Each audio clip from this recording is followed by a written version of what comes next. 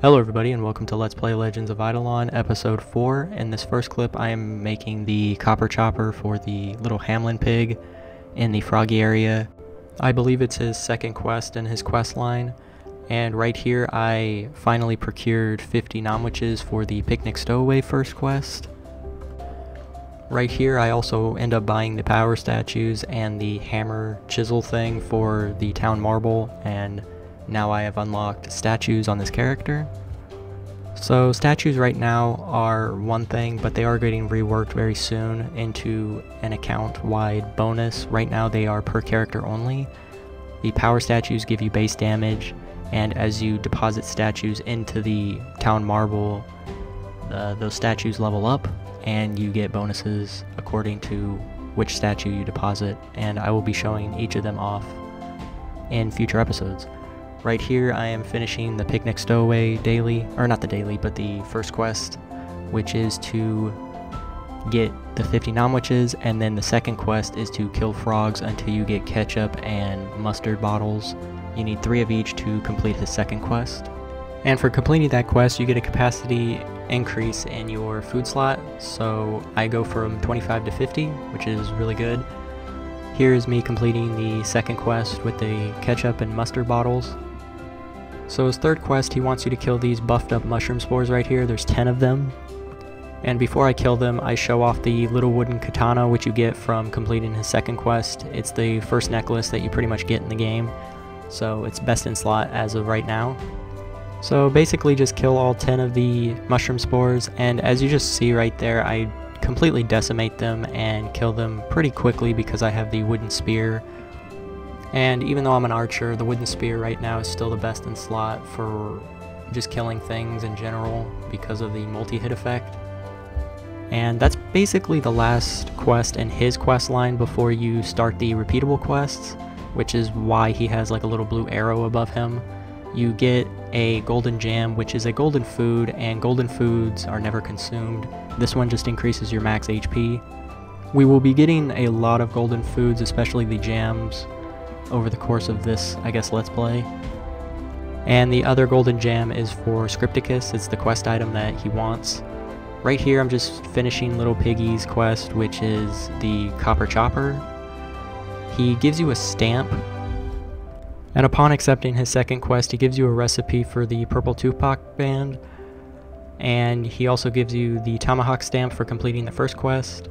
So his second quest you need to pretty much craft the Tupac band, which I'm not going to be able to craft it for a long time. I don't have the money for the oil, and I am not chopping bleach logs or birch logs at this time. So right here I'm just completing Scripticus's quest, the one where he wants you to go find the picnic stowaway, and I also turn in the stamp to show you the bonus it gives you and what is needed to upgrade it.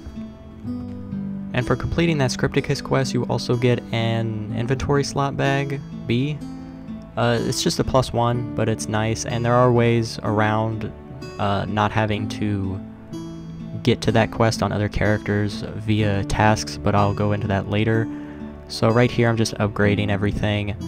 So the tomahawk stamp gives you 5% damage, and you need copper bars in order to upgrade it, the maximum level of which you can upgrade with money. All the other stamps are self-explanatory, and you start with them whenever you unlock these stamps themselves. So there's no real reason to go over them. It's just base damage or base mining efficiency, etc, etc. So in order to get the next quest in Scripticus's quest line, you need to go to the jungle perimeter, which is the slimes. It's the natural forward progression after the beans instead of taking the detour to the birch forest. And this right here is Stiltscho, which I usually just call him Stilts. He's the one that's going to give you the scouting report for Scripticus, but first you have to complete his questline as well, kind of like the picnic stowaway. And his first quest, he wants you to kill 12 slimes before the time expires. So right here I'm just showing my quest helper to kind of show the time left as I'm killing them. On future characters I do kind of cut it close with the time left. I believe on my 4th character I ended up with like 5 seconds left on the clock, which is kind of funny, but I believe on this character I do it pretty quickly.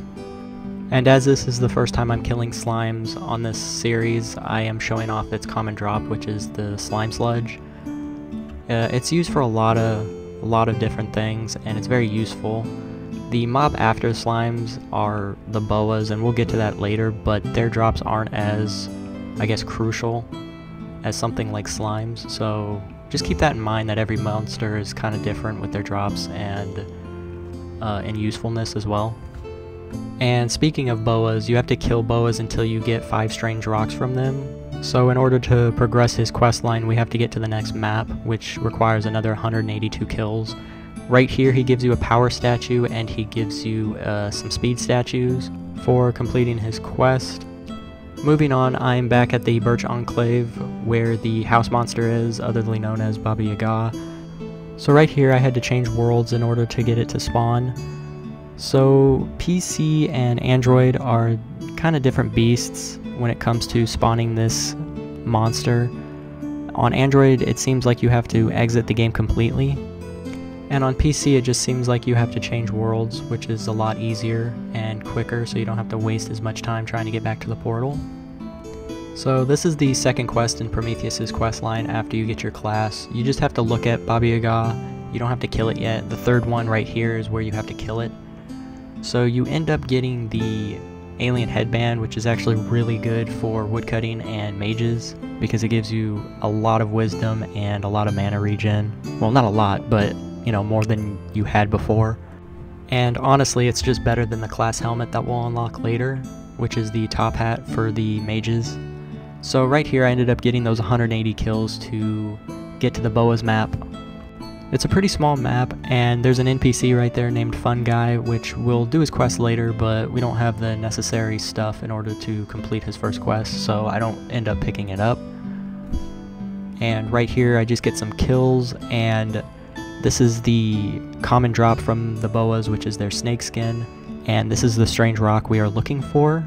So we can complete Stiltz's quest in order to get the scouting report for Scripticus. So with some of that stuff done, moving on to my second character, I ended up relegating him to mine copper.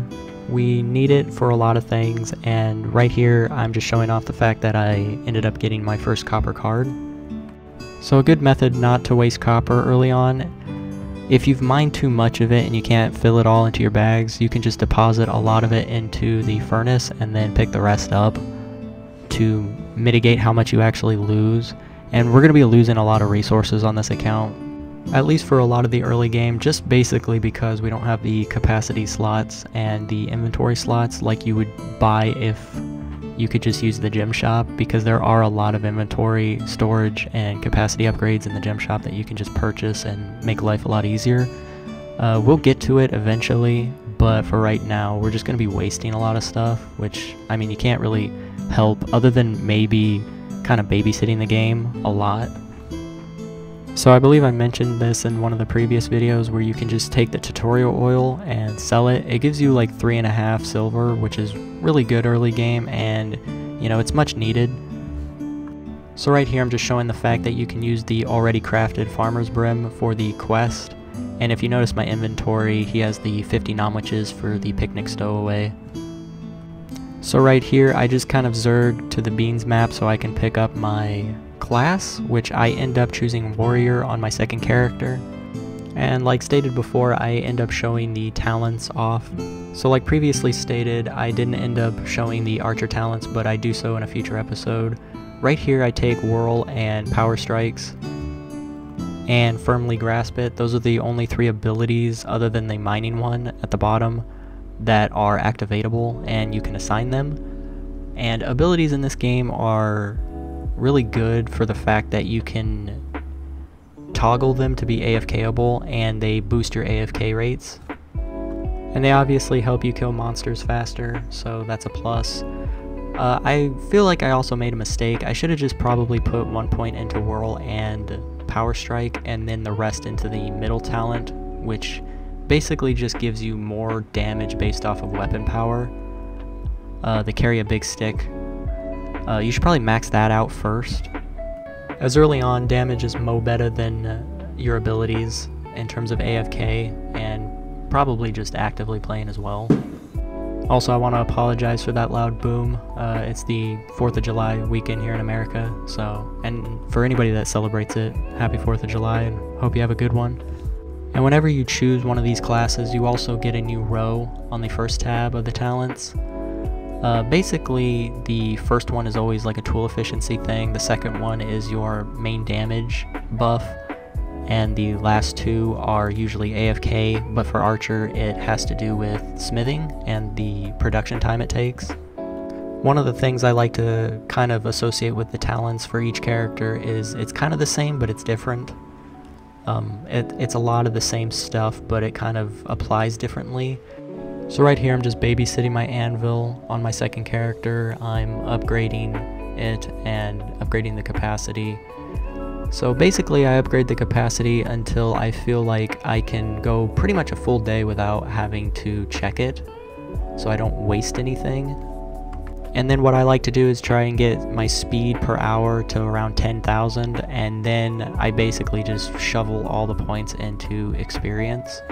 So this is still the first day, and I still can't kill these little sand dugs, but luckily the fix went out, I believe yesterday, as of recording this, so we can kill them now.